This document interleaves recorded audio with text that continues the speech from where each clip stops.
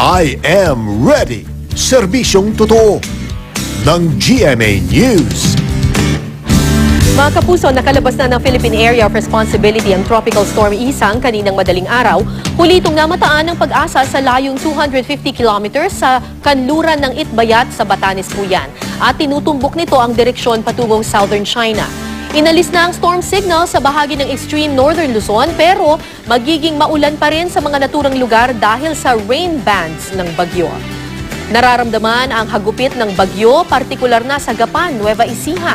Halos hindi na makita ang daanan sa lakas ng ulan.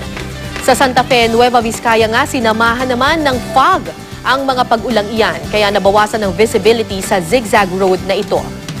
Kahit wala na sa bansa ang bagyong Isang, magpapatuloy pa rin ang pag-ulan sa iba pang bahagi ng ating bansa dahil sa lumalakas na hanging habagat. Ayon po yan sa datos na nakalap ng Weather Central.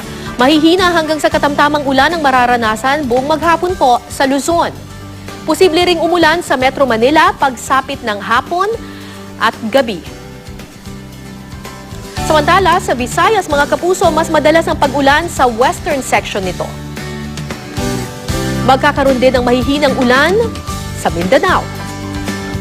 Samantala, naglabas ng gale warning ang Pag-asa dahil sa posibleng malalaking alon sa dagat na sakop ng northern seaboard ng Northern Luzon at western seaboard ng Southern Luzon. Pinapayuhan po ang mga mangingisda na iwasan munang pumalaot dahil sa posibleng matataas na alon na aabot hanggang 4.5 meters. Para sa iba pang update, bisitahin lang po mga kapuso ang GMA Weather webpage, Twitter at Facebook page.